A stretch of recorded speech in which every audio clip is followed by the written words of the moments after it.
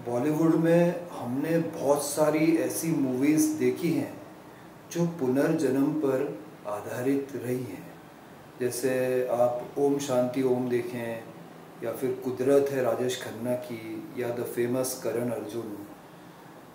लेकिन क्या सच में ऐसा होता है कि एक इंसान जब इस दुनिया से चला जाता है वो कहीं ना कहीं फिर से जन्म लेता है? क्या ये बात सही है या नहीं है? अब इसके बारे में मैं बहुत दिनों से रिसर्च कर रहा था। मैं सोच रहा था कि कोई वीडियो बनाऊं, लेकिन मुझे तथ्य मिले और मैं ज़्यादा इंस्पायर्ड हुआ जब रिसेंटली मैं अपने नेटिव प्लेस उज्जैन गया था। एक्चुअली मेरी मॉम का ऑपरेशन था और मेरी दीदी ने मुझे बुलाया वहाँ पर। एक आज्ञाकारी पुत्र होने के कारण मैं वहाँ पहुँचा और 10 या 11 दिन वहाँ मैं रुका था अपनी माँ की सेवा करते हुए। तब मुझे ऐसा क्यों महसूस हुआ कि शायद मेरे पापा ने फिर से जन्म दिया है। क्योंकि जो मेरे पापा थे ना, वो एक्चुअली 1989 में ही passed away due to a heart attack, और तब हम बहुत छोटे थे। लेकिन फिर बहुत स्ट्रगल रहा लाइफ में, उनको बहुत मिस करता था मैं। लेकिन अभी मैं जब वहाँ पे गया तो मुझे क्यों ऐसा महसूस हुआ कि मेरे पापा फिर से पुनर्जन्म लेके आए हैं। आपको जानना है इस बारे में तो आपको एक ही चीज़ करना है, आपको मेरे साथ पूरे वीडियो में बने रहना है। अभी तक अगर आपने मेरा चैनल सब्सक्राइब नहीं किया हो तो प्लीज़ सब्सक्राइब कर देना है। देखिए 1989 में मेरे डैड जब नहीं रहे दुनिया में, वो था 7th of February, और 8th of February मेरी जो दीदी है, मतलब मेरे बड़े पापा की जो बहन, उनकी बेटी है, मेरी बहन है, वो क्या है कि मेरे फैमिली में मेरे सबसे करीब है। मतलब she is very close to my heart. जैसे मैं उनसे सारी बातें कर लेता हूँ। जब 2000 में मैं जॉब ढूंढ रहा था तब भी मैं मुंबई उनके पास गया सजेशन लेने, और उन्हें एकदम राइट सजेशन दिया, और जो भी कुछ मैं बन पाया हूँ। बचपन से जब मैं छोटा था तब मैं ऑलमोस्ट उनके हाथ ही बड़ा हुआ हूँ। मतलब मेरी माँ से ज़्यादा उन्होंने रोल अदा किया है ना। तो आप समझ सकते हैं, उनका ही बेटा जो भी बॉम्बे फिल्म इंडस्ट्री में प्रोड्यूसर है, डायरेक्टर भी है, वो आया था, मेरा भांजा। तो वो जब आया और इस बार मुझे मिलने का मौका मिला, मैं उससे मिला था 2000 साल में, मुझे याद है। तब भी मैं 4-5 दिन वहाँ रुका था मुंबई में, और बहुत अच्छी बॉन्डिंग हमारी हो गई थी। इतने साल बाद मैं मिल रहा था उससे, और मेरी मॉम का ऑपरेशन भी था। तो मैंने देखा कि यार ये जो बंदा है ये 8 फरवरी को पैदा हुआ, और मेरे पापा जो है 7 फरवरी को चले गए दुनिया से। तो मुझे कुछ सिमिलैरिटीज़ नज़र आती थी उसमें और मेरे पापा में।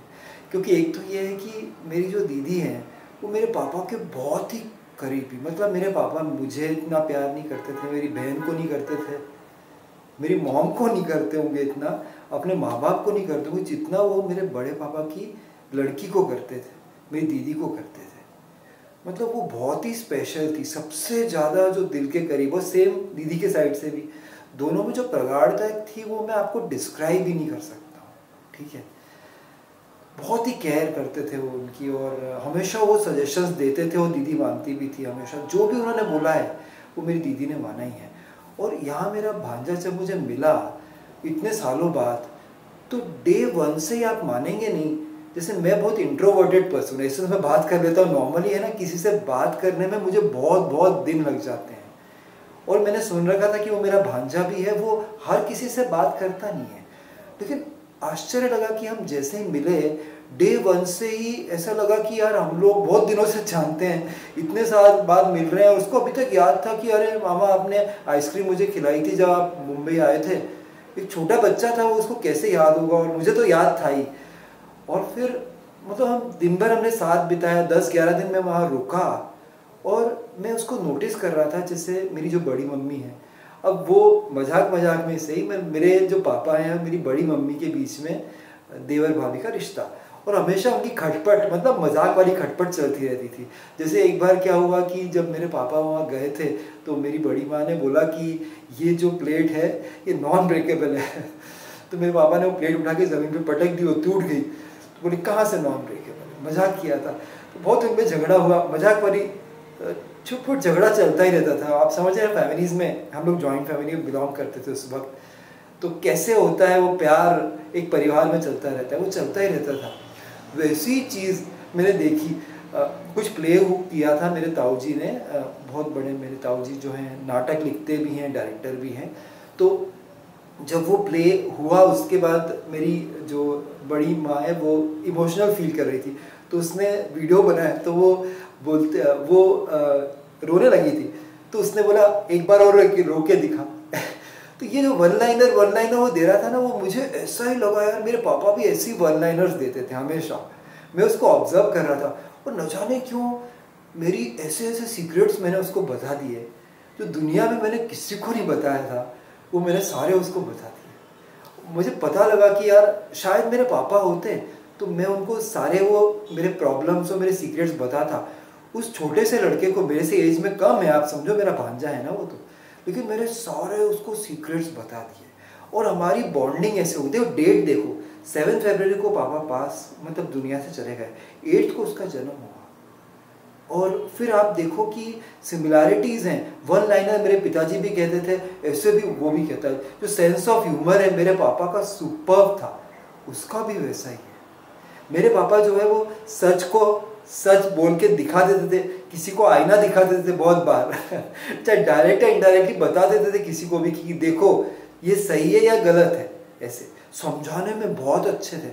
उसने मुझे बहुत चीज़ें बताई। ये दाढ़ी मैंने बढ़ाई है अभी, उसके सजेशन पे बढ़ाई है, कैसे क्या करना है, ड्रेसिंग कैसे करना है, थोड़ा उसे समझाया मुझे।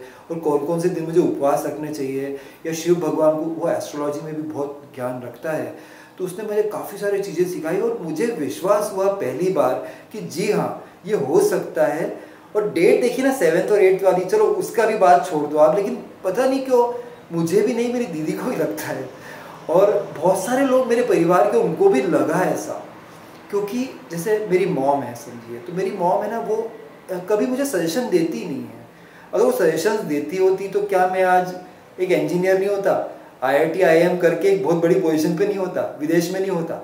लेकिन वो मेरे हाँ में हाँ मिलाती है और वो हमेशा सजेशंस दे ही नहीं पाती है। न जाने कि उनका नेचर है ऐसा, थोड़ी सबमिसिव टाइप की नहीं है, लेकिन वो देती नहीं है जब तक मांगो नहीं। लेकिन मेरे पापा मुझे हमेशा सजेशंस दिया करते थे। तब तो मैं 11th 12th में था, लेकिन अभी मेरे भांजे के साथ मेरी बॉन्डिंग हुई है, किसी की नज़र न लग जाए, पर रियली मुझे ये विश्वास होने लगा है अब कि सही में पुनर्जन्म होता है। मेरी ये स्टोरी सुनने के बाद, रियल लाइफ स्टोरी सुनने के बाद आपको क्या लगता है, आप मुझे ज़रूर YouTube कमेंट बॉक्स में बताइएगा। बिल्कुल सच मैंने बताया है। मेरे सब्सक्राइबर्स ही मेरी फैमिली है, और कहीं मैं ये बात को बता ही नहीं सकता, लोग विश्वास भी नहीं करेंगे। लेकिन जो मैंने आज आपसे कहा है ना, ये मेरे दिल की बात है, मेरे मन की बात है, और हर एक टका बात जो मैंने आपसे कही है उसमें सच्चाई है। तो आप ज़रूर मुझे जज करिएगा आज और मुझे बताइएगा कि आपको कैसा लगा ये वीडियो। अगर अच्छा लगा है तो वीडियो को लाइक करिएगा, चैनल को सब्सक्राइब करिएगा और बेल आइकन को ज़रूर हिट करिएगा, जिससे मेरे सारे वीडियोस आपको आसानी से मिल जाएंगे। फिर मिलता हूँ किसी और दिन ऐसी कोई मेरी स्टोरी आपके साथ शेयर करते हुए। तब तक के लिए बाय, टेक केयर फ्रेंड्स।